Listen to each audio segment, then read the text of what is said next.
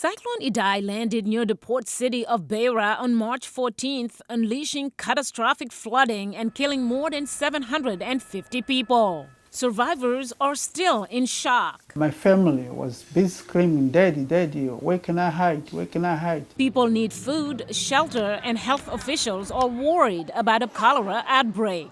Following the cyclone, a lot of the infrastructure was damaged, so people have limited access to clean water and sanitation.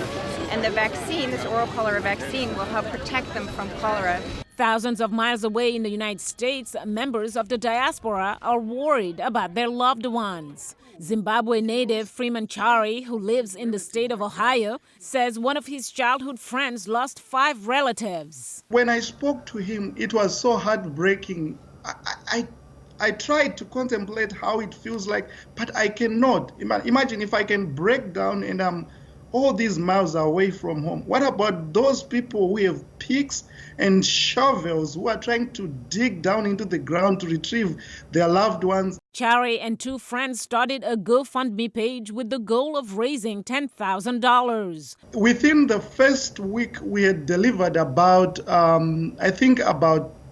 40 tons of food and clothing to the area. The unfortunate part was the area was impassable. The roads were washed away, and so we had to rely on about 3 to 4 helicopters to cover about 15,000 people. In New York, 21-year-old Yuna Hanane, a student at MARIST College, says she's heartbroken about the storm's impact on her hometown of Beira. It took me 3 days to hear from a cousin that my parents were fine.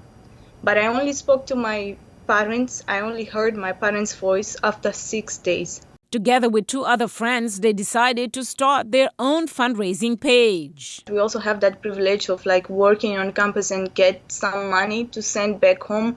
But we thought of all other families that don't have that privilege. They've raised more than $25,000. At first, they wanted to help with basic needs such as food and medicine, but now they are looking to provide farmers with seeds and farming equipment to help them get back on their feet. Mariama Diallo, VOA News, Washington.